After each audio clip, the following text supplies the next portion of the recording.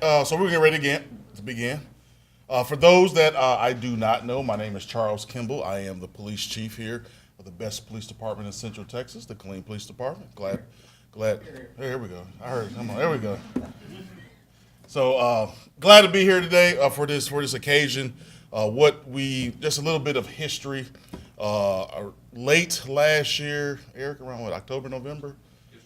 We asked. We were looking at some DOJ stuff, and we were just trying to find our way. We were trying to say, okay, hey, what's the plan? What's going to be our crime fighting plan?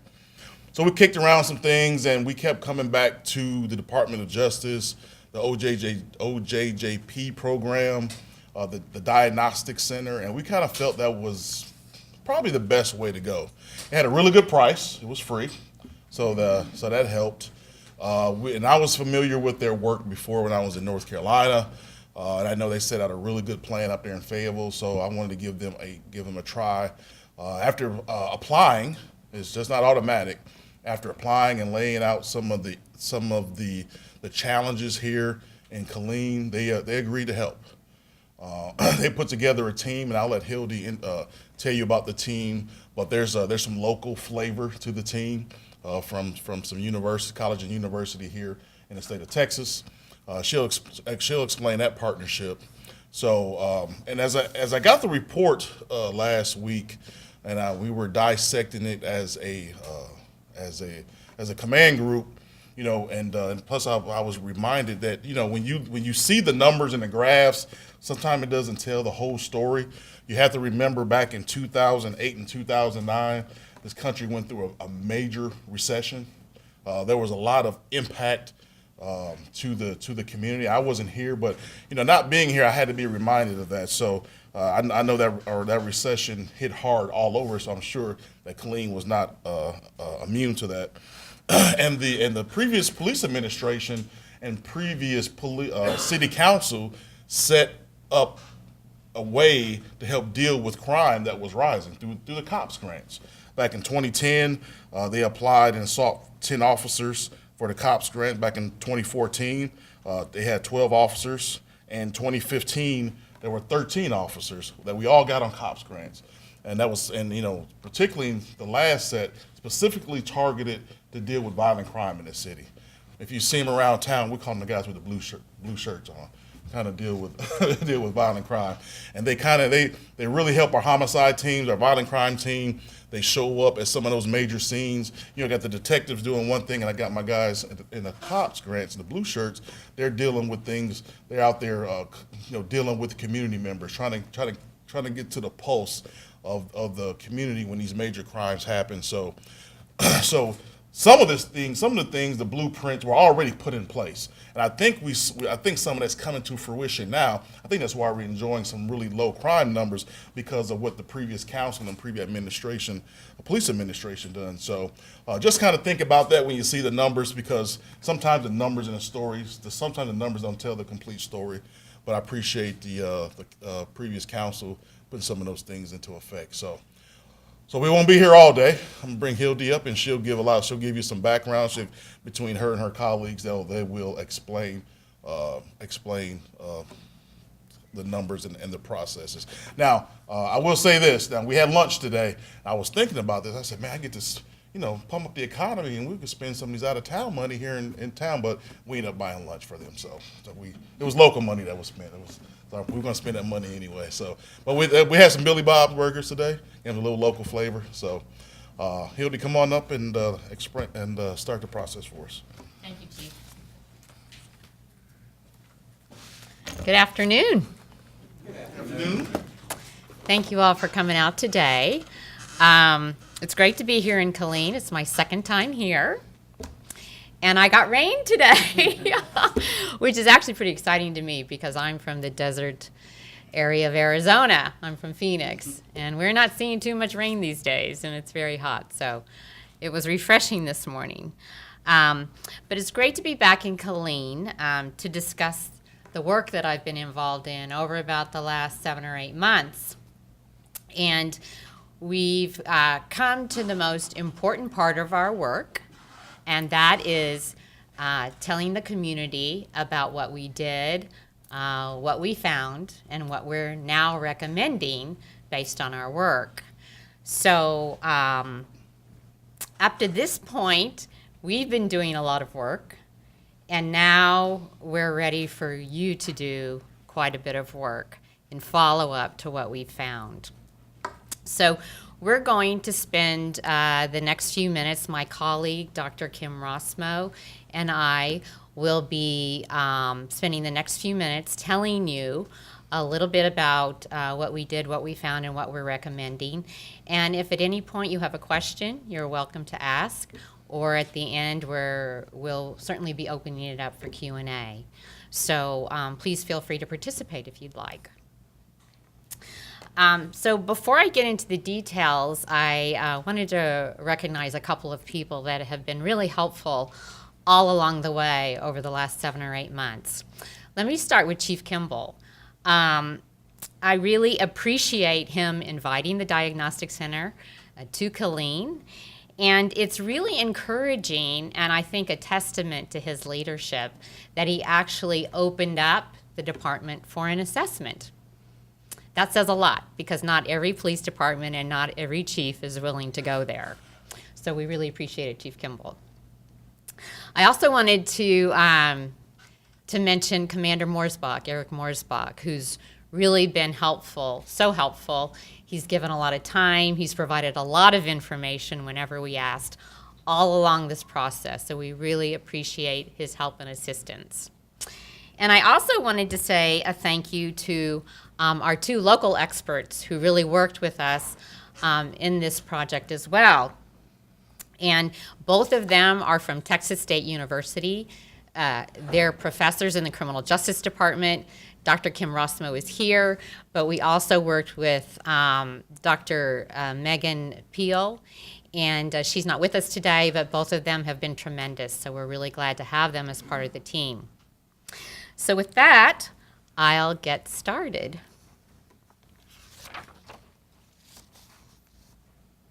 So our purpose here today is really threefold. We want to present the findings of our diagnostic analysis. We want to review our recommendations, which we'll get to. And we want to give all of you in the community an opportunity for Q&A and to really consider next steps, perhaps, based on what we have to say. So just to recap a bit who we are in the Diagnostic Center and what it is we do. The OJP Diagnostic Center, and I am a senior diagnostic specialist within that organization. We are located in the Department of Justice, and we serve as a technical assistance resource to local communities like Killeen. Now, our job is to help communities solve criminal justice problems, and we do that with a particular methodology. We use data to understand the problem, and we recommend evidence-based solutions.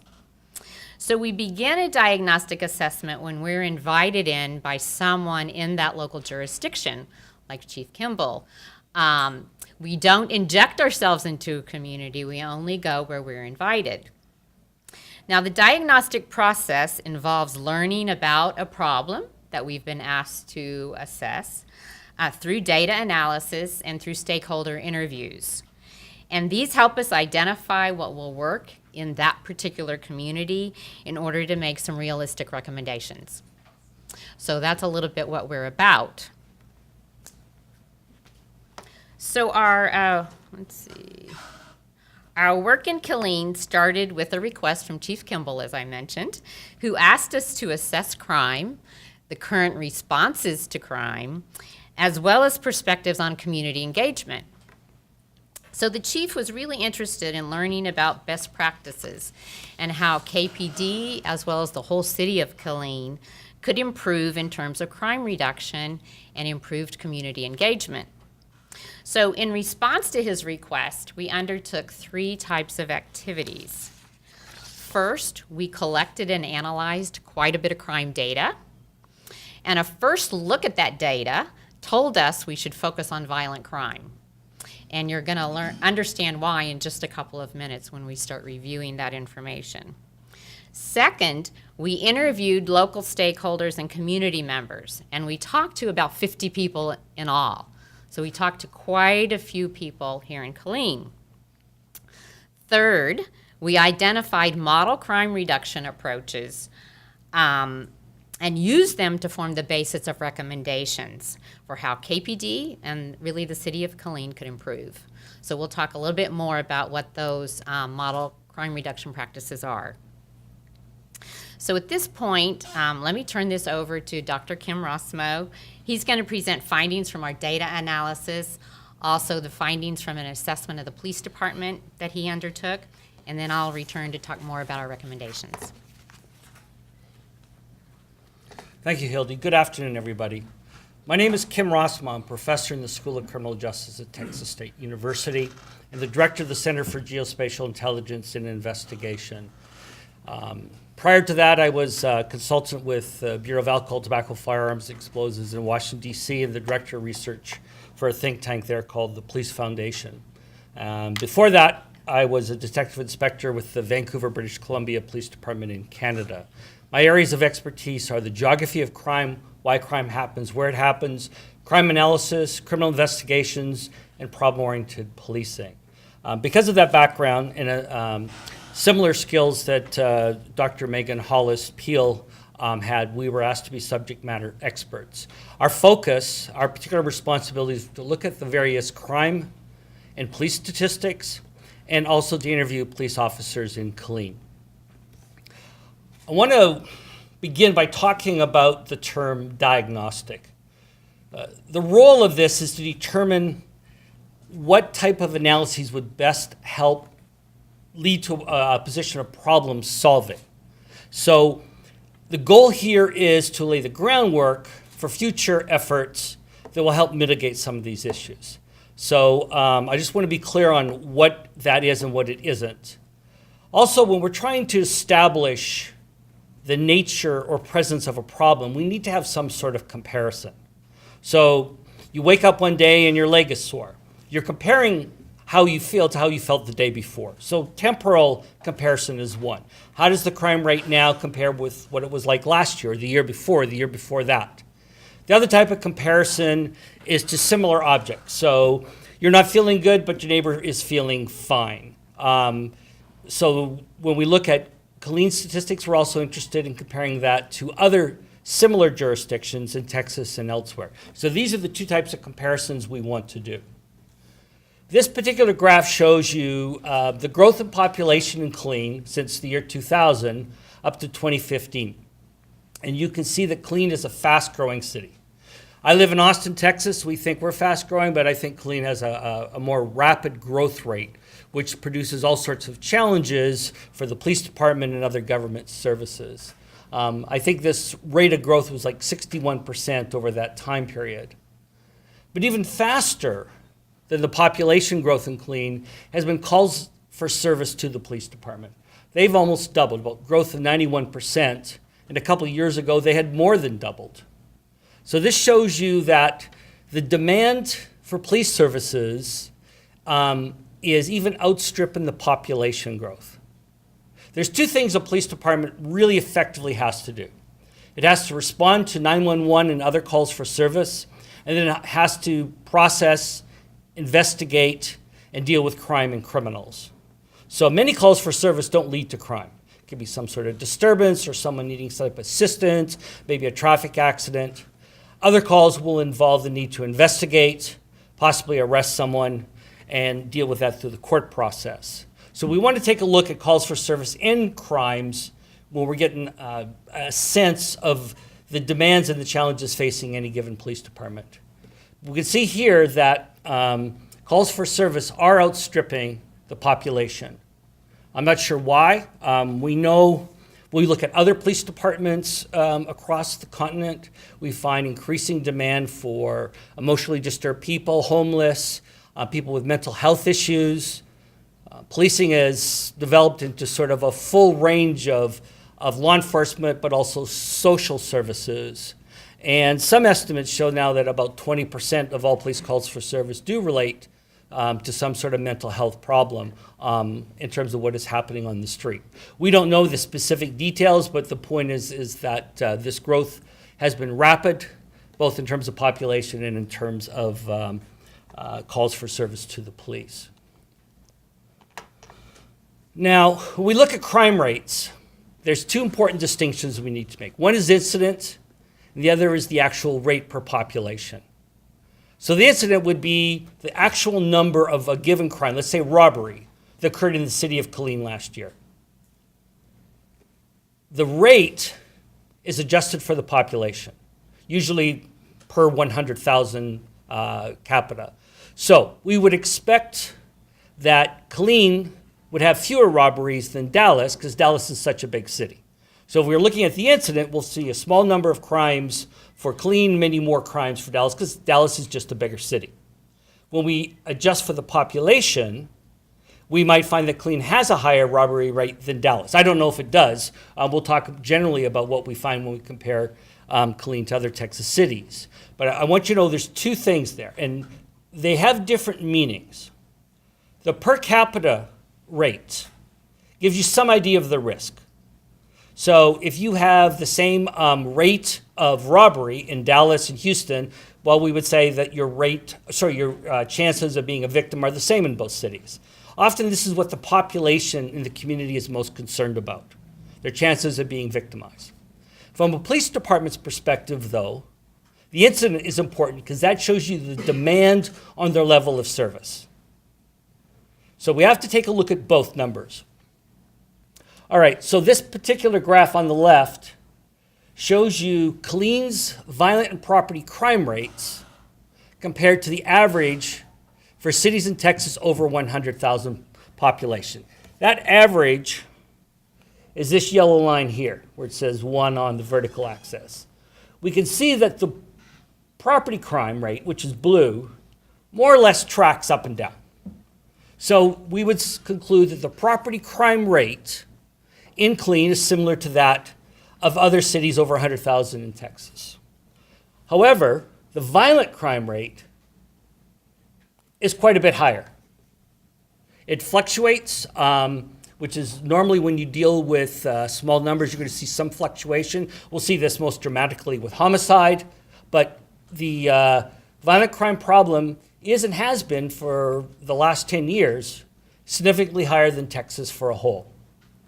We look at property crime, we find that with the exception of burglary, the property crime rate in Killeen is lower than it is in other similar sized cities in Texas. So again, there's our yellow line at 1. Here's larceny theft, which is the biggest driver of property crime. Here's motor vehicle theft. Here's burglary. So that's the one exception. Your burglary crime rate is higher than Killeen, other cities, but your theft and motor vehicle theft are lower. As Hildy mentioned, the focus of this study was on violent crime. This shows you the violent crime rate in Killeen by comparison to Texas as a whole, but also the United States as a country, and then to cities between 100,000 and 250,000. We find that here's the United States, here's Texas, and then here's cities in that particular category. We find what's been well noticed since 1991, which is a crime drop, a general drop in the rate. But we see that Texas still is higher than all three of these measures. So the violent crime rate in Killeen, by all comparisons, is higher than what would be expected.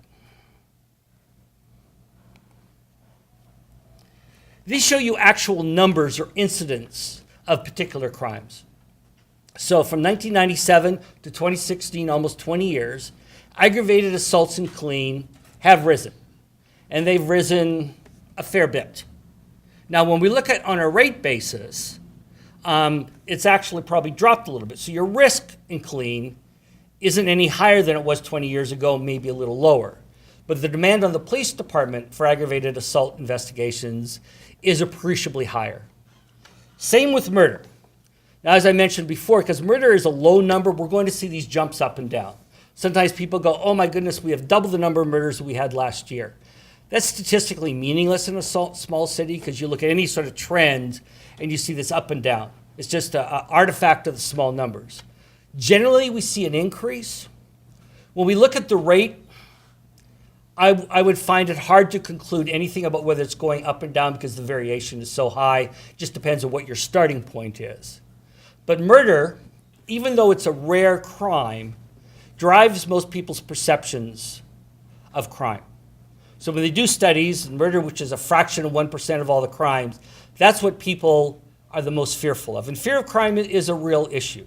You have the actual victimization, but you also have the fear. And a small number of murders will disproportionately drive what people believe about the crime in a given area. So murder is something we want to pay attention to.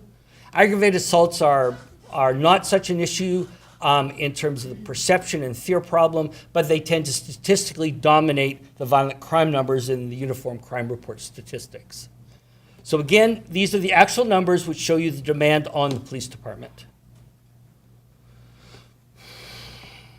We looked at clearance rates, and the red lines in both these graphs on the right are the United States average.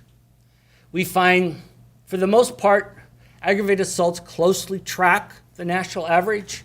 Last year they dropped. We have to be a little careful with some of the stats that are more recent because in some instances, investigations are ongoing, crimes could be cleared, and that won't show up for a couple of years. That's why we get weird things here, like here's a clearance rate for 1 year with a homicide,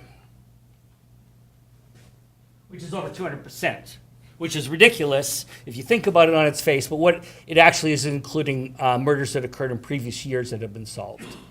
The homicide clearance rate in Killeen was very bad in 2016, but again, we don't know if some of those will be solved later. It's also not a trend that we've really seen. Both of these seem reasonably stable. Now, when we see aberrations, we don't want to get too excited, but we do want to pay attention to them. Okay, because if we start seeing those same numbers in the next year or the year after that, there's a matter of some concern. But generally, the clearance rates are about average. Whether you want them to be average or better than average, it's another question. United States homicide clearance rates dropped to a historic low of 59% last year. So as a country, the United States does not do so well at solving homicides, and the problem's getting worse. No one seems to have a really good grasp on why that is. But again, we got some benchmarks here. How to compare calls for service, crimes, crime rates, and clearances between Killeen and other jurisdictions. All right, let's take a look at the typical murder in Killeen. We find most of the offenders are male, about 90%. Most of the victims are males, about 3/4. This is typical. This is what we see across the country. We find that majority of the offenders and victims are black. Now, when we bring in the demographics of Killeen, this reduces its impact, but still it's disproportionately high for blacks, both as victims and as offenders. But that disproportionality is lower than what it is for the country as a whole. And then when we take a look at age, we find that both offenders and victims are predominantly in the 20 to 40 year age group. Again, I don't think this is particularly surprising, though I would venture to say that you have fewer teenagers involved with homicide than you do in some other jurisdictions. We take a look at the characteristics of the crime. The victim-offender relationship is often unknown, but where it is known, typically acquaintance or family domestic situation. Only 9% of the homicides are stranger, though some of the unknowns could be strangers. In fact, more likely more of those are strangers. This is, again, typical. You're most at risk. Everyone is worried about stranger danger, but you're most at risk for being a homicide victim by someone that you have some sort of relationship with. About 82% of the homicides in Killeen involved a firearm, which is a little higher than Texas as a whole or the United States, which are around 67, 69%. Again, very typical, we find that the homicide location is usually in someone's home.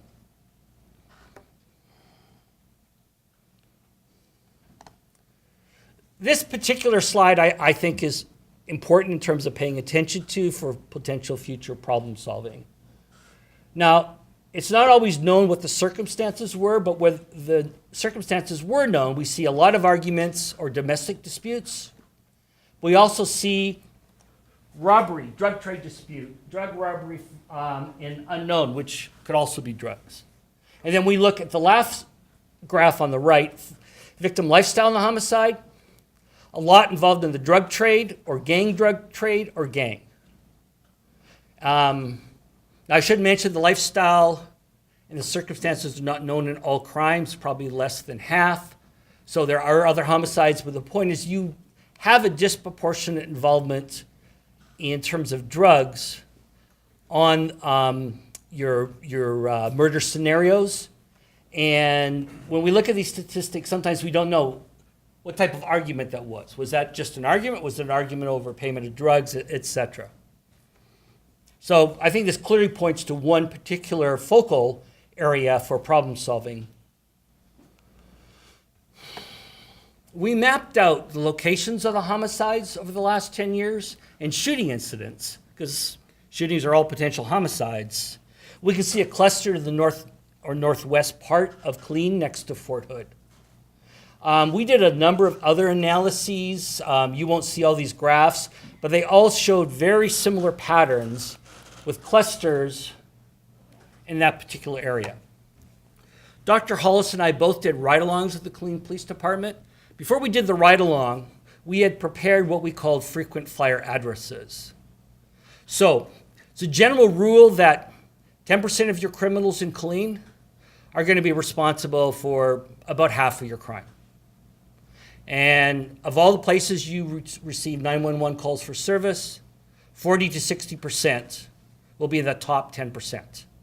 So you have these frequent flyer addresses, you have these frequent flyer offenders, emergency rooms of hospitals or EMS services also have the same issue, this clustering. And so you see some of this clustering here. As I mentioned, we had prepared some of the top frequent flyer addresses, and we asked the patrol officers we were with when they had some time to take us around to these addresses so we could see what they were. And what they predominantly were apartment buildings. Small apartment buildings, well known to the police, generally poorly managed or just not managed at all. We have seen this in other cities. And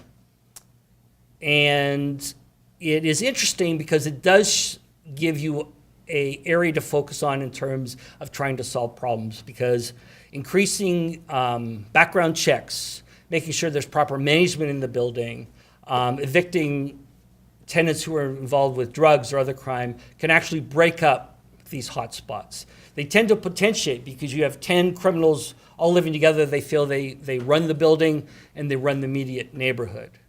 And there's other angles besides using law enforcement to deal with this, including dealing with business licenses or civil injunctions or forfeitures or other techniques that city government and the criminal justice system can bring to bear on them. All right, taking a look at aggravated assault, similar patterns in a lot of ways to homicide. About half of the offenders were male, less than what we see for homicide, probably because many of your aggravated assaults are going to involve domestic disputes. You see a focus more in the 20 to 30 age group in terms of both offenders and victims. Again, disproportionate black victims and offenders, though not as great a disproportionality as we saw for homicide. And again, a much lower disproportionality than we see within the United States as a whole. Weapon types are more broad. We have knives and other cutting instruments, of course, firearms, blunt objects, even motor vehicles. Locations similar to homicide are clustered in the home. Remember, many of these aggravated assaults are potential homicides.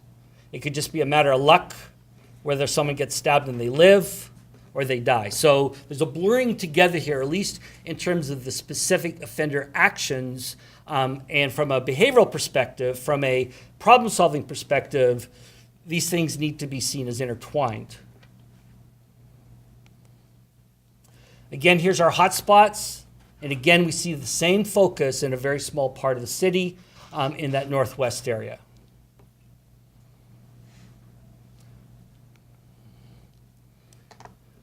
Okay, last slide for me.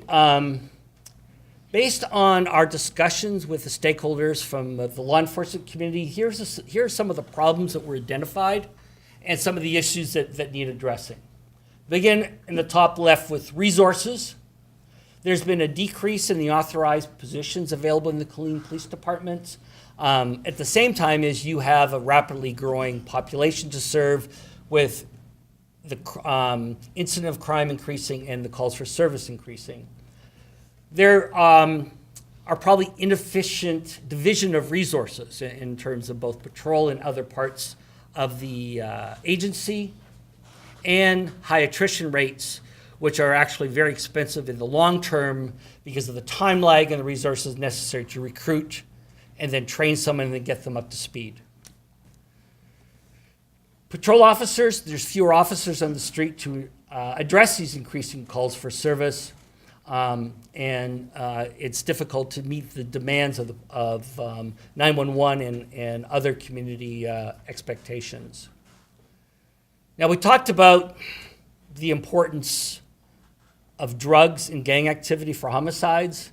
However, the gang unit is understaffed and under-resourced, and there are some issues with intelligence gathering, particularly on high-risk individuals. These are some of the frequent flyers that we talked about, people that are particularly dangerous or problematic. We tried to obtain some data from the state, same data that Killeen Police Department had submitted, and no one could get it. So I think one of the important things is for Killeen to have its own intelligence network and resource capability to look at the gang problems. We have to realize gang is a very vague word. Sometimes it gets distorted in use. Are we talking about MS-13, or are we talking about a local group of juveniles? Maybe we're talking about a local group of juveniles that don't appear serious, but they have direct connections to a much more sophisticated and widespread gang. So these are very important things to know so you have an understanding of what you're dealing with. Probably the single most important point was Killeen no longer has a dedicated crime analysis function, and this is so important for the intelligence-led and evidence-based strategies that will help you address problems. You need to have the information, you need to have the data, and you need to have the analysis to know in terms of making the best decisions. You need to know who's responsible for what in terms of your crime. You need to know where it's happening. You need to know when it's happening. And then you need to figure out how to best deploy your resources. So we think this is one of the most important needs that should be addressed going forward. Morale, officers reported lack of input in some of the decision-making in the agency and morale issues. There are gaps in training and poor police reporting. This can hinder investigations, make it difficult for the district attorney's office to prosecute cases, have ultimate impact on the clearance rates for crimes. Lack of clear and consistent internal communications. So recently there's been a new police chief in Killeen. There's change in administrations, there's modifications and adjustments, and I think people are still trying to figure out exactly what's going on. We heard complaints that not all the commanders are on the same page, so it's going to be important for Killeen itself as a police department to get a clear and consistent message across all rank levels so everyone is singing from the same sheet of music. Everyone knows what direction you're going in. Similarly, there were reports of imperfect relations with the broader community. When we say the word community, you have to recognize that there could be 10 or 20 different communities in any given city. You might divide them by age, you might divide them by race, you might divide them by occupation. And it's important to realize that they may not all see things the same way. They may see things very differently. So this is one of the challenges police agencies have, is figuring out who the different groups are to talk to, make sure you communicate with them, even more importantly, making sure they feel they can communicate with you. Coordination, collaboration. So there's, and I'm going to let Hildy address most of this because I dealt just within the police agency, but she dealt with a number of people in this room and with the partner agencies. There's an old saying that a community is going to get the police agency that it deserves. So what I mean by that is two things. First of all, there's many other government services at the county, at the local, at the state, and at the federal level that all have responsibility. And the other part of it is the community itself. Research has shown the number one group to solve crimes is the public. Number two group are patrol officers. Number three group are detectives. So when you got a low clearance rate, it would be faulty just to look at what's going on within the detectives. You need to consider broader pictures, but also this underlines the need for really important communication and trust between the police department and the community, but also within the police department, particularly with investigators and with patrol officers. So, I also talked when we were looking at the maps and discussing some of the problems in particular buildings, that responses to this, if we take a traditional problem-oriented policing approach, would involve a number of different agencies, all working together to address the central concern. And I think that to the degree that a lot of crimes can be prevented by altering the environment and changing situations, this could lead to significant returns for relatively small investment.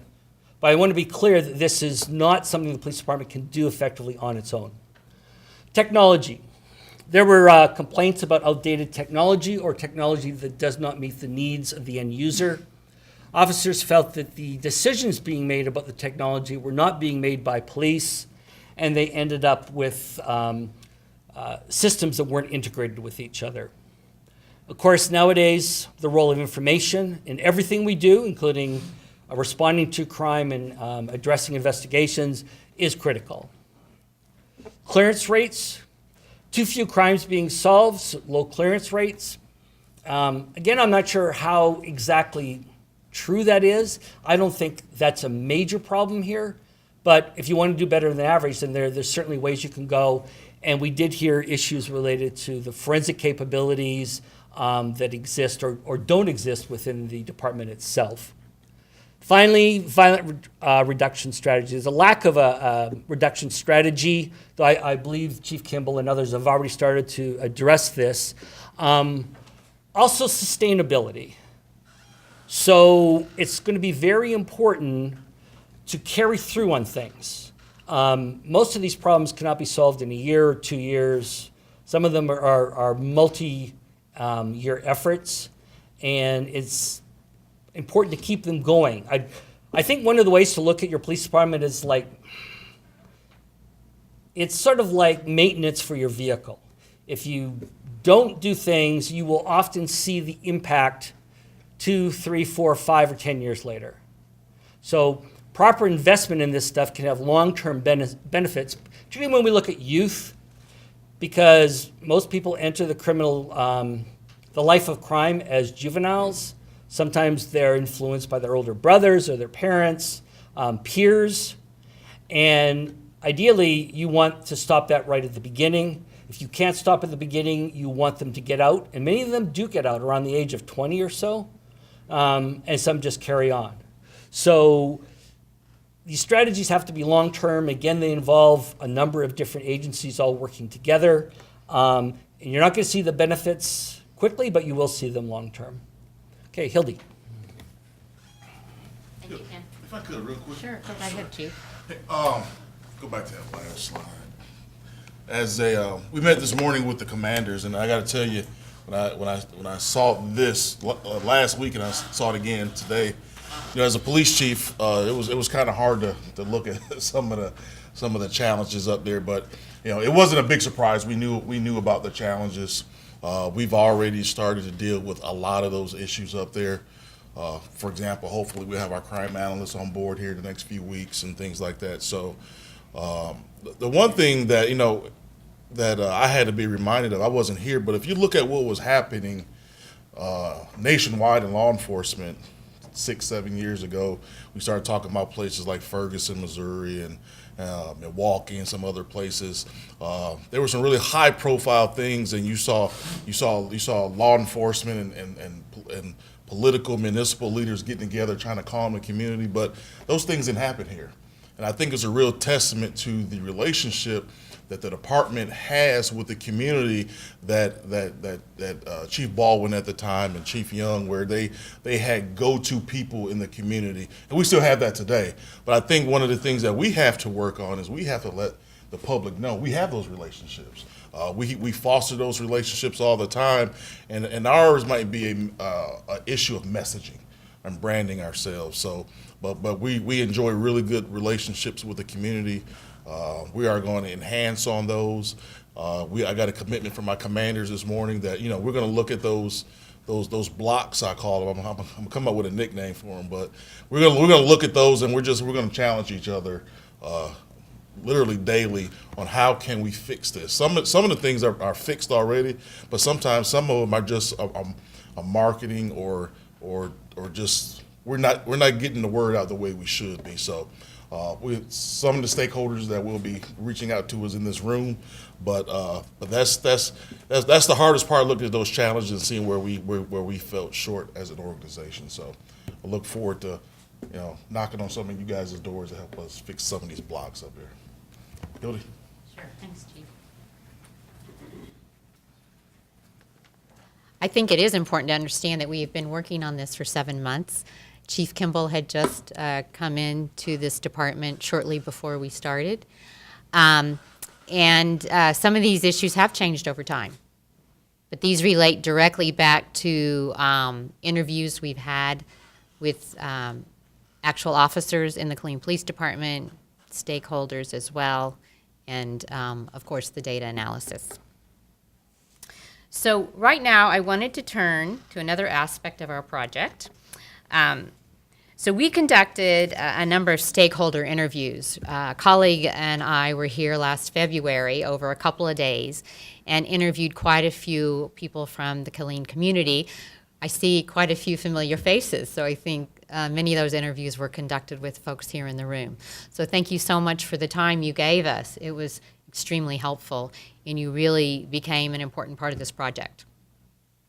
So we heard a wide range of perspectives, from law enforcement to local government to business to social services to community leaders. We heard from all of them. So from these interviews, we were able to identify both strengths and challenges to Killeen. And by far, the greatest strength mentioned in these interviews was the diverse and well-blended population living in Killeen. And people were really proud of that, the fact that you had this diverse but well-blended community that got along. There's very little strife.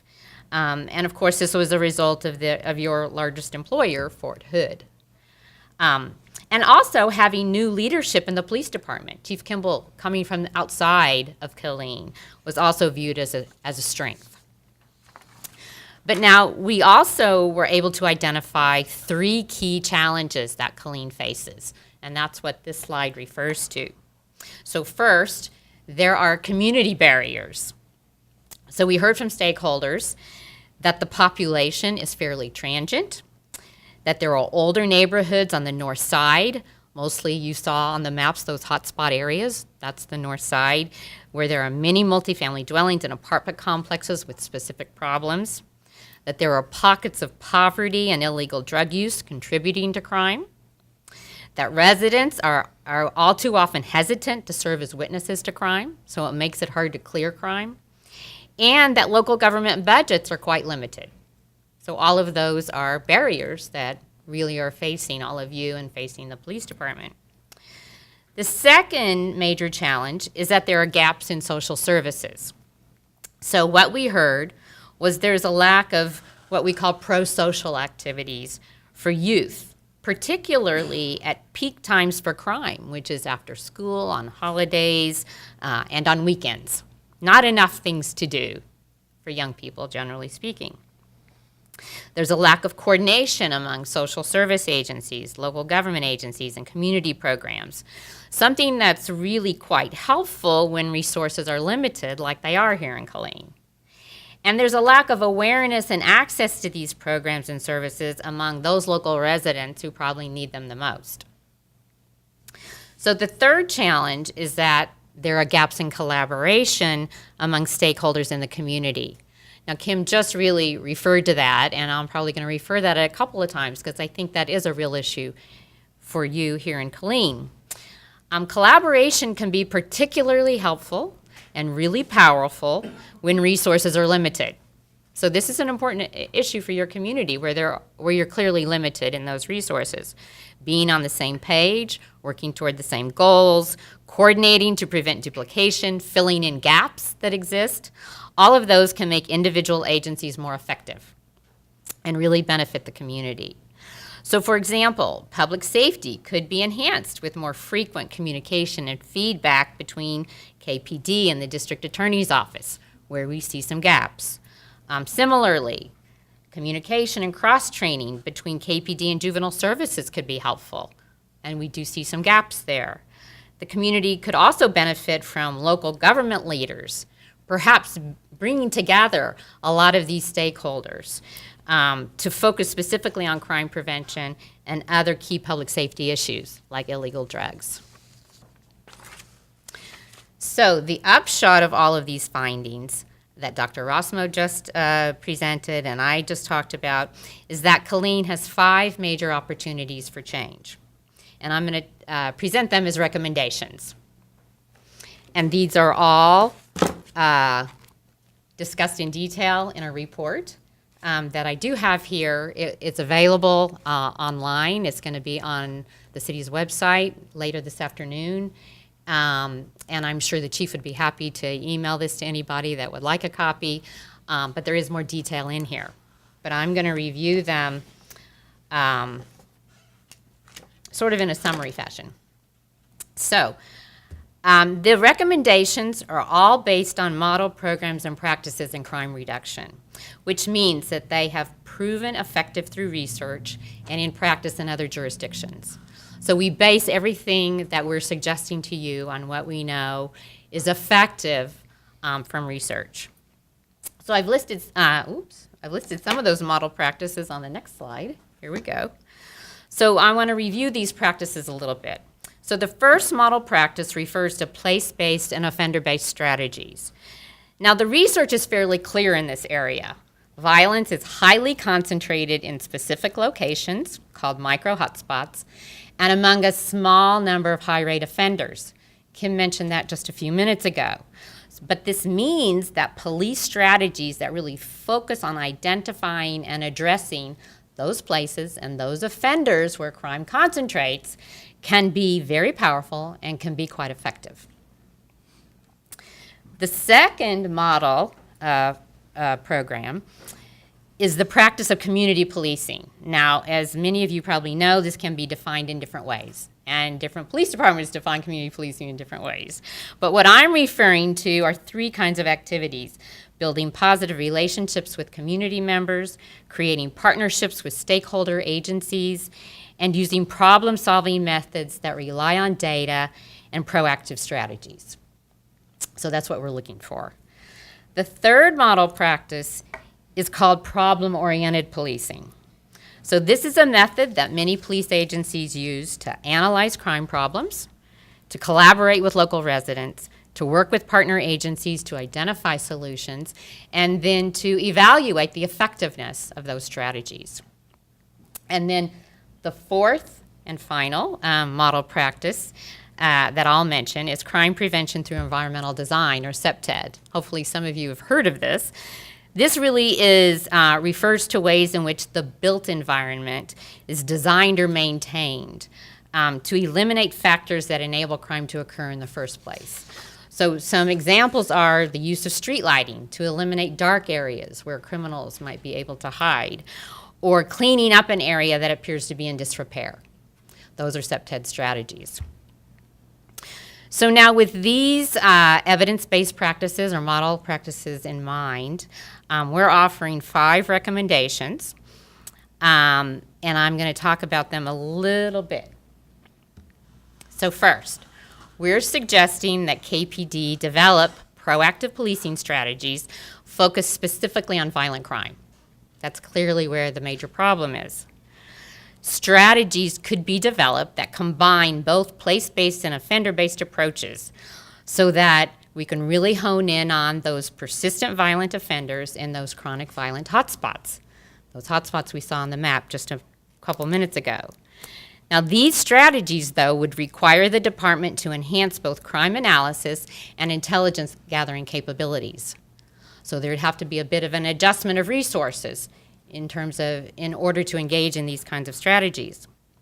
Now, also, there are locations in Killeen, as Kim said, that generate a disproportionate share of calls for service, many of which are these apartment complex areas. So to address these problem properties, where there's this disproportionate share of calls for service, we're suggesting that a collaboration involving KPD, the city's code enforcement, apartment managers of those complexes, community residents who actually live in those areas, they come together to use a problem-oriented policing approach to actually reduce crime in those particular problem hotspots. Also, we think that there could be a real focus on increasing the violent crime clearance rate, which we've talked a bit about, by focusing on evidence-based practices in homicide and shooting investigations and really strengthening the collaboration with the district attorney's office. A couple of things could definitely be done in that area. Second, we're suggesting that KPD continue to make operational changes and enhancements, which clearly the new chief has started on this process, and he mentioned some of those a few minutes ago, but that these enhancements really need to address resource gaps that the department has and to support evidence-based policing, because that's where departments today are heading, is towards evidence-based policing. So there are a number of actions we're suggesting, and here's just a few of them. Conducting a workload analysis to focus police resources on those violent hotspots at peak times for crime. Creating a youth services unit to address juvenile crime and youth issues specifically, and increasing that collaboration with youth service providers. Enhancing the gang and narcotics units to improve collection and sharing of data and intelligence, as we've been talking about. And developing a high-quality crime analysis unit so that the department can really focus resources on those hotspot locations and those high-risk offenders. Again, crime analysis can really be a force multiplier, supporting those important proactive strategies. So, third area, we're suggesting KPD give priority to community engagement and collaboration. Now, we know that this process has started, and the new chief is totally in supportive of this area, and that KPD has a fairly good relationship with the community. But when we had interviews, we did hear about gaps. We did hear where there's a really strong relationship with the community, and we did have discussions with people who felt there were gaps, and there wasn't a strong relationship. So there's still work to be done in this area. And so building positive community relationships is still very important, particularly with young people, particularly with communities in those violent crime hotspots. So there are places to really focus on building those bridges with the community. One idea that I offer up that other departments have found very effective in this area are front porch roll calls. Now, at the beginning of officer shifts, when there's a change in shift, there's typically a roll call meeting of all the officers on that shift. Typically takes place in an office, in a district office perhaps. And so what some departments are doing is holding those roll call meetings on people's front porches right in the community, on front lawns, on street corners, at community facilities. And it's a way to educate the community and to also have positive interaction with the community. It might be something that you want to consider. So the fourth area you see up here, we're suggesting that KPD really improve internal communication practices. So you heard us talk about the fact that there's not necessarily a good flow of information in the department. Officers aren't always informed about what's going on. They may not know about some of the programs, particularly now that there's changes being implemented in the department. It's very important that the right hand knows what the left hand is doing. So enhancing communication practices in the department is very important, and we came up with some suggestions for how to do that. The leadership in the department could review the mission, values, and goals for the department, get input from influential officers all across the department, and then inform the officers what those new mission, goals, or values are, so that the officers can understand how they fit into the organization, and that everything they do relates back to that mission, vision, and goals. Also, developing new ways of communicating with officers. Obviously, technology can be an important part of that, such as putting out messages on through blogs, so that the same message goes to all officers in the department. We suggest that the chief perhaps have a video blog that goes out on a regular basis so that all of the officers can hear messages from the chief and get consistency and understanding about the priorities of the department and any changes that are occurring. And also, if there's going to be organizational changes, it's very important that there's some well-planned announcements for those changes, so that not only the officers informed about changes coming down the pike, but that the community is informed about changes to the organization coming down the pike. So the fifth and final area for change really focuses on the notion that law enforcement alone cannot solve long-standing crime problems in a community. So I'll say it again, collaboration with stakeholders and a focus on prevention are two things that are vital as well. Now, we're recommending that the City of Killeen work with KPD and work with other community agencies and other stakeholders to focus on crime prevention and to link residents to needed services. So, for example, the city could work with faith-based leaders and the local schools to expand youth activities and programs. The city could identify those critical social services, such as mental health and drug treatment, and help local residents who have the greatest need become aware of those services and how to access them. Fill in those gaps. Now, one way to do this is to provide police officers, let's say, with laminated cards that list social service agencies and contact information to those agencies, so that the officers can easily refer people in need or crisis that they come in contact with every day, all the time. Now, what that does is referrals like this show the community that officers care, and they help build connections with partner agencies. So it can be very effective for multiple reasons. So these are just some of the recommendations we have. As I said, they're available in more detail in this report. We hope that you will consider these recommendations and actually implementing them, that you and the department can have input on what the priorities ought to be and start making some changes.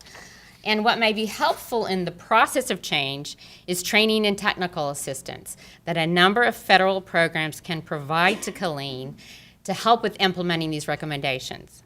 So we're making some suggestions for the kinds of training and technical assistance that can come here to Killeen, that can come here free of charge, but you have to access a number of different federal programs that provide this kind of TTA.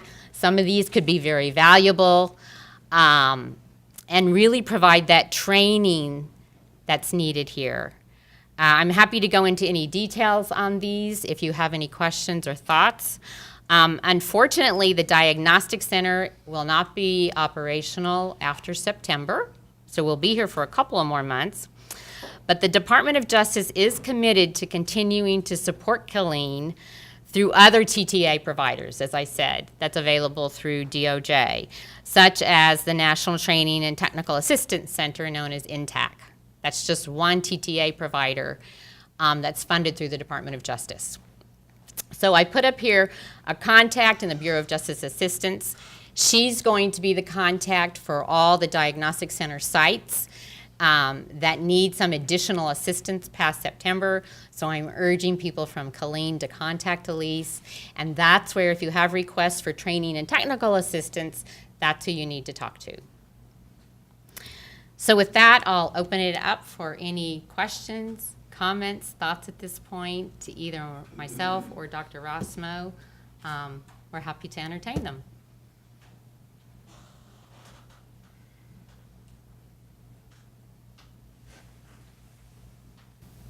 Okay, well, thank you very much for your time. We've really enjoyed working here in the Killeen community. And any questions at any time, feel free to contact me, and we'll continue to be working with Chief Kimball up through September. Dr. Ross, can you join it real quick? So on behalf of the men and women, sworn and non-sworn volunteers and explorers of the Killeen Police Department, this is our departmental coin. I don't think you get too much for it, but still, it's just something to remember us for. That's greatly appreciated. As you go on about your Thank way. you, Chief. Thank you for your hard work. Thanks for your Sure. cooperation. Thanks for the report, for the blueprint as we go forward. And we'll be giving you a call. So. Okay, sounds good. Thank you.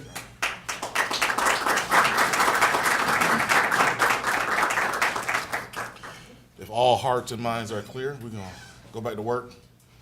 Everybody good? No questions? Again, thanks for coming out today. This was a big project. We now have a blueprint to kind of get going. Some of the things we've already started. We've already working with some of you guys on some of the things that's contained in the report. Eric, I think Ophelia, this has been loaded up on the. It's ready enough, yes. Yeah. So if you go to our website, you can see the more detailed copy. This was kind of an overview. Good. Thanks for coming out, folks. All right, bye now.